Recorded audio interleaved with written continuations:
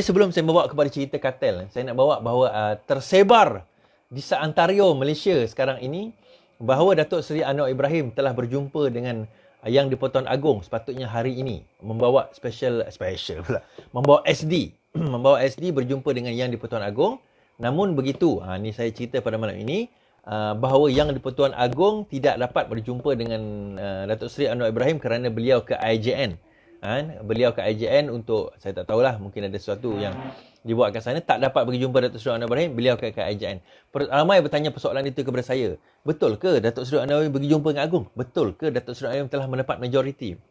Kalau kita tengok semalam atau 2 hari lepas, Datuk Seri Anwar Ibrahim sendiri telah mengatakan bahawa beliau telah mendapat majoriti.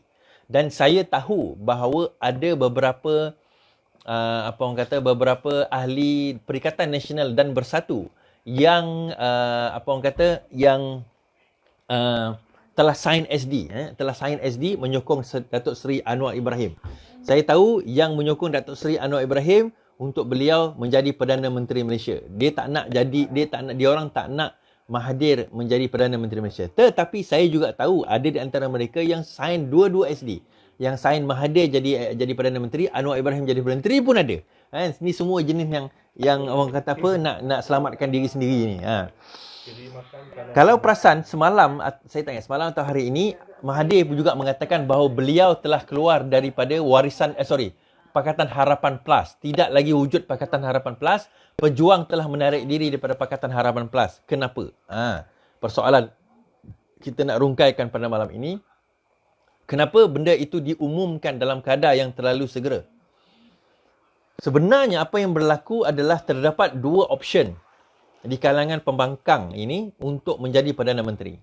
Option yang pertama adalah Anwar Ibrahim. Option yang kedua adalah Mahathir Mohamad. Sekarang ini, kita tahu bahawa kumpulan Mahathir Mohamad ini, Tun Mahathir ini tidak mahu Datuk Seri Anwar Ibrahim menjadi Perdana Menteri. Dia tidak mahu mencadangkan Tun Mahathir menjadi Perdana Menteri. Sebaliknya mereka mencadangkan Shafie Apdal menjadi Perdana Menteri. Itu yang cuba dibawa oleh Lim Guan Eng. Namun begitu, kita tahu bahawa agak sukar untuk Shafie Apdal untuk nak jadi Perdana Menteri. Pertama, kerana beliau adalah Presiden Parti Warisan. Parti Warisan adalah parti Sabah dan bukan parti Malaysia. Bagaimana seseorang yang tak pernah memegang parti seluruh Malaysia, seperti Parti Keadilan Rakyat, DAP, Amanah, UMNO dan sebagainya, tiba-tiba boleh jadi Perdana Menteri seluruh Malaysia? Dia suatu benda yang tak begitu logik untuk kita nak bercakap tentang pimpinan yang memimpin Malaysia, sedangkan parti dia sendiri bukanlah parti Malaysia. Dia parti lokal. Jadi dalam keadaan itu, dia menyukarkan pilihan Yang di-Pertuan Agong untuk memilih Shafie Apdal sebagai Perdana Menteri. Walaupun dia membawa suara majoriti, contohnya kalau dia membawa suara majoriti. Dan sekarang ini, yang the only person dalam pembangkang, the only 2 person dalam pembangkang yang boleh dilihat membawa suara majoriti adalah Tun Mahathir dan juga Datuk Seri Anwar Ibrahim. Persoalan utama, Tun Mahathir membawa parti apa?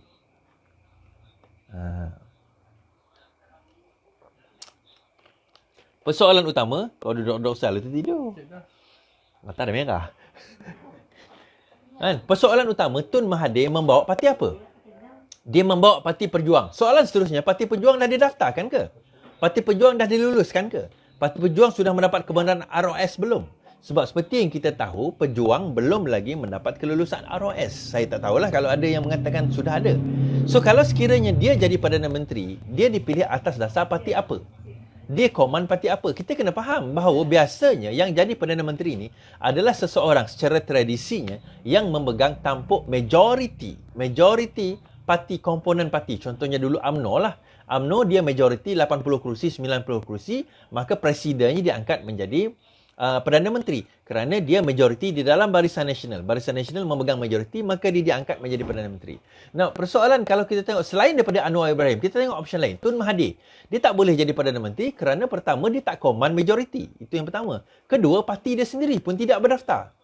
Shafie Apdal tak boleh jadi Perdana Menteri kerana apa? Dia walaupun dia adalah presiden parti yang sah warisan, tetapi parti warisan bukan parti nasional. Maksudnya, dia bukan command majority. Dia mungkin command majority orang yang menyokong dia, tetapi dia bukanlah parti yang majority di dalam komponen yang menyokong dia.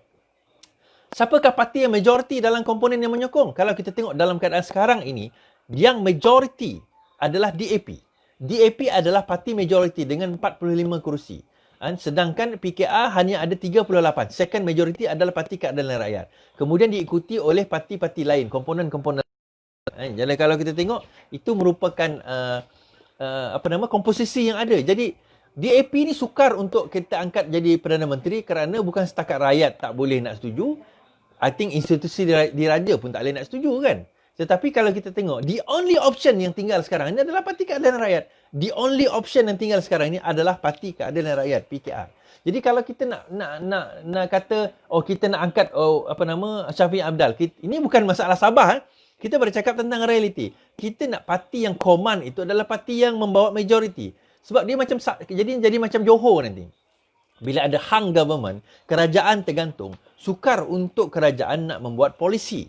Hari itu nasib baiklah dia punya kompromi tu hanya sebab dia melibatkan COVID kan, bajet COVID, jadi pembangkang pun setuju. Bagaimana kalau sekiranya perkara itu ada benda yang tidak boleh dipersetujui even oleh pihak pembangkang sendiri. Jadi bagaimana nak membawa suara majoriti dalam menentukan kerajaan. Jadi adakah kerajaan akan bertukar dalam masa yang terdekat ini? Itu persoalan yang kita nak kena bangkit dan kita kena bawa. Jawapan saya mudah saja sebenarnya. Kita tunggu.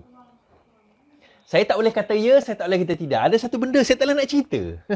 Ada orang kata tak suruh saya cerita dulu. Saya tak boleh nak cerita. Jadi tak apalah, kita sebut macam ni saja.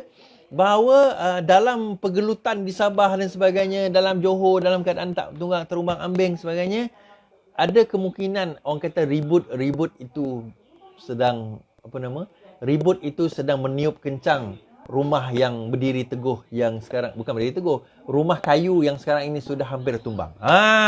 Itu ayat yang saya nak sebut malam ini. Saya bagi hint macam tu lah.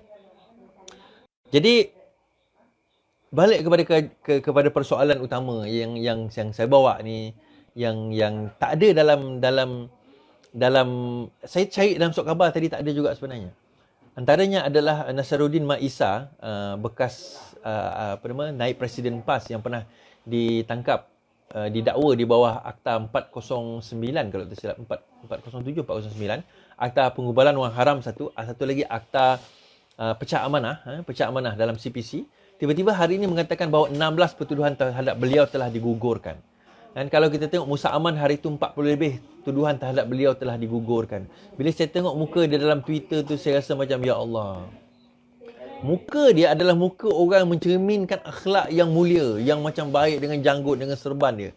Tetapi kalau saya tengok dia punya sifat, sanggup nak bersekongkol dengan UMNO tu, saya tak kata dia terima rasuah, itu saya tak tahu, itu mahkamah yang boleh tentukan. Tetapi dia sendiri mengakui sanggup bersekongkol dengan UMNO, mengalirkan wang daripada UMNO kepada PAS. Maka saya nampak orang seperti ini adalah orang yang tidak boleh dipercayai dalam memperjuangkan, tak payah sebut pasal Islam lah, memperjuangkan perjuangan untuk menentang korupsi. Bagaimana orang macam ni kita boleh angkat? Bagaimana macam ni orang kita percaya? Bila saya baca lagi Keratan Ahbar, saya dapat nampak bahawa sekarang ini berkemungkinan kes-kes yang melibatkan seperti Najib, Zahid, Rosmah sekarang ini satu persatu akan jatuh. Satu persatu akan digugurkan. Tadi dalam seketika jiwa saya rasa macam, apa aku buat ni sebenarnya? Aku nak melawan satu kuasa yang terlalu besar yang aku rasa aku tak mampu nak buat. Aku tak mampu nak lakukan. Koruptor, penindas, penjahat, penyamun, perompak ini, akhirnya 22 bulan kita cuba tangkap mereka, dibebaskan begitu saja. Kemudian saya teringat balik kata-kata saya. Sebenarnya kejahatan yang berlaku di negara kita, di dunia ni, bukan kerana ramainya orang jahat. Tetapi kerana ramainya orang baik yang kata, tak apalah, biarlah. Orang lain nanti ada. Jadi saya fikir, tak boleh. Saya mungkin seorang atau dua orang dengan akak tu, dengan abang yang tengah nak tidur tu, dengan abang kat belakang, dengan akak tu, dengan abang tu, dengan akak kat luar tu, dengan abang kat luar tu. Mungkin kami ada berapa orang? Ada 6, 7, 8, 9, 10 orang je. Tapi kita fikir 10 orang tu pun sebenarnya boleh. Dan saya ada lebih kurang 3,000 orang yang menonton sekarang ini. InsyaAllah kita semua boleh. Boleh apa? Kita boleh buat perubahan kalau kita nak kepada perubahan tersebut.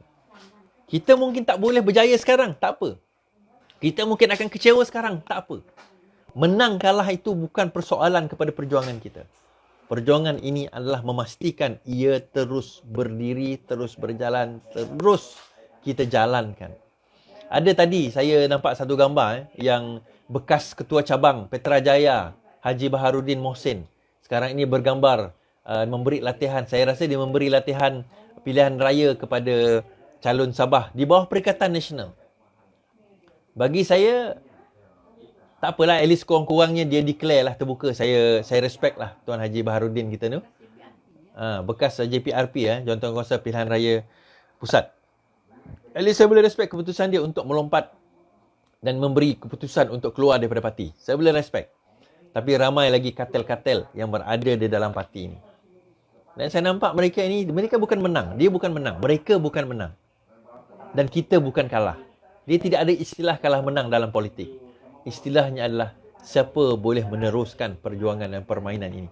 Itu akak tu sejak 1999 tu dengan suami dia. 1999 ni still ada. Dulu ikut Jaja Bahar tu. Tapi sekarang dia ikut kita. Kan? Ni tak tahulah berapa. Ini akak ni pun dengan suami dia pun 1999. Abang tu pun ni akak dan abang ni sampaikan nama anak dia orang pun Nurul Izzah. Dua-dua ni. Dua-dua couple ni nama anak dia Nurul Izzah sebab lahir tahun 1999. Dua-dua 1999. Tahun 2000. Yang akak ni lahir 2000, yang akak ni lahir 99 anak dia. Sampai nama anak pun Nurul Izzah. Itu semangat perjuangan mereka. Mereka tak ada jawatan. Tak ada MPKK ke, ketua cabang ke, ketua wanita ke apa ke, semua tak ada. Tapi kenapa mereka masih ada di sini? Kerana kita nyatakan inilah semangat perjuangan yang kita bawa. Kadang-kadang bila jiwa saya rasa lemah, bila jiwa saya rasa macam Allah, apa yang aku buat ni? Penat lelah kita kan. Tengah-tengah malam buat aktiviti macam ni. Apa benda lah kan? Orang kutuk kita dan sebagainya. Tapi bila kita kenang balik ke rakan-rakan kita ni, semangat mereka, perjuangan mereka, kita kata, apa yang aku buat ni sikit sangat lah. Terlalu kecil apa yang kita buat ni. Sebab itu saya kata, saya balik kepada bahawa nak membina negara ini, tuan-tuan dan puan-puan, mungkin PRU ni kita tak boleh menang. Mungkin. Kita tak tahu. PRN ni mungkin kita tak boleh menang. Tak apa. Yang penting tuan-tuan dan puan-puan, kita nak bina parti. Sebab itu sekarang ini saya nak bagi tahu bahawa setiap usaha sulit kepada MB Negeri Selangor itu masih lagi kartel. Masih lagi berurusan dengan Azmin. Masih lagi berurusan dengan Zuraidah Kamarudin. Ada senarai nama-nama mereka. Esok saya akan dedahkan dalam page saya. Kita sudah hantar surat tindakan disiplin diambil kepada mereka. Kita sudah bagi tahu kepada tindakan disiplin. Namun sampai sekarang tidak ada tindakan disiplin. Walaupun bukti jelas mereka pergi kepada program Perikatan Nasional. Mereka pergi kepada program Sheraton. Mereka lah yang menulis, mengutuk, menghina Azmin Ali pula. Rafizi Ramli. Mereka menyokong Azmin Ali. Namun tindakan tidak ada. Esok saya akan dedahkan. Sekarang ini pun saya dah dedahkan juga. Esok saya akan dedahkan. Siapakah mereka? Siapakah setiap usaha sulit? Amir ini yang orang kata masih lagi berada di dalam parti tetapi sebenarnya menjadi musang berbulu ayam yang menjadi orang kata kanser di dalam tubuh badan parti kita, yang menjadi anai-anai di dalam rumah kita, yang akan menghancurkan dan dalam rancangan menghancurkan parti kita daripada dalam. Inilah golongan-golongan yang disimpan oleh Azmin di dalam parti bagi memastikan mereka kekal menghancurkan parti agar Parti Keadilan Rakyat tidak maju. Sebab itu tuan-tuan dan puan, saya perkenalkan hashtag baru di samping hashtag LTL. Kita hashtag lawan kartel 2.0 insyaAllah. Hashtag lawan kartel 2.0. Kita lawan kartel 2.0. Kita lawan pengkhianat 2.0. InsyaAllah tuan-tuan dan puan, saya nak bagi tuan-tuan dan puan bahawa perjuangan kita ini kita akan bawa sehingga ke habisnya. Kita akan pastikan, kita akan cantas, kita akan cabut sehingga ke akarnya. Golongan-golongan ini saya akan dedahkan tuan-tuan dan puan esok hari bahawa ada kumpulan-kumpulan yang masih kekal memegang kuasa, dilantik sebagai penyelaras DUN. Tuan-tuan dan puan perasan tak kenapa mereka dilantik sebagai penyelaras DUN sewaktu pilihan raya negeri Sabah? Kenapa Exco dilantik sewaktu pilihan raya negeri Sabah? Sebab pusat sekarang ini bertumpu kepada Sabah.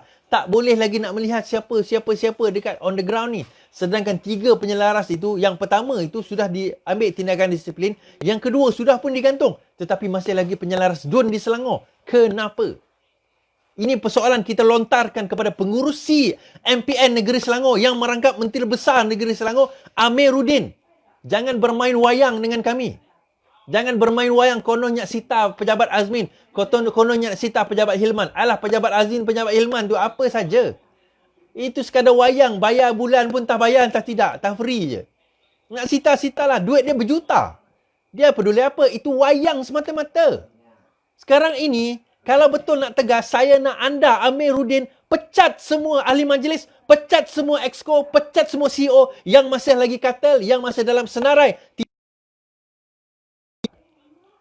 Saya cabar kamu, kalau tidak kita dedah satu persatu sehingga kita londehkan semuanya, kita akan nampakkan bahawa kepincangan kamu. Ada orang kata kepada saya hari ini, Suhardi, sudah-sudahlah kamu dedahkan benda ini. Kamu memberi bulat kepada musuh. Saya tak payah bagi bulat kepada musuh. Bulat itu sudah ada dalam parti kita. Itu yang berlaku dengan Azmin waktu pengkhianatan dahulu. Itu yang berlaku dengan Azmin. Bila kami lawan Azmin, benda yang sama orang cakap. Sudahlah Iswardi. Akhirnya sudahnya Februari 28. 1 Mac kita tengok kerajaan tumbang. Itulah sudahnya. Kita nak benda yang sama berlaku. Jadi selepas ini jangan kata kepada saya sudahlah Iswardi. Selagi nyawa dikandung badan, kita akan lawan. Tetap lawan. InsyaAllah. Tak habis lagi. Sebab itu tuan-tuan dan puan-puan, saya nak bagi tahu apa yang kita nak bawa ini. Nak betulkan negara. Saya nak bagi tahu kita kena betulkan dalaman parti kita dulu. Dan tidak ada parti yang paling kuat di Malaysia di kalangan pembangkang kecuali Parti Keadilan Rakyat. Siapa boleh menafikan fakta ini?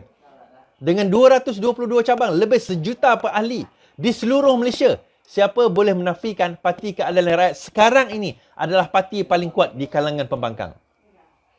Jadi kalau parti yang paling kuat tak mampu mengekang musuh di dalam dia, yang diletakkan oleh pencuri-pencuri, perompak, pengkhianat ini di dalam parti untuk merosakkan dia daripada dalam, maka siapa lagi kalau bukan kita? Sebab itu saya kata tuan-tuan dan puan-puan, kalau bukan kita, siapa lagi? Kalau bukan sekarang, bila lagi?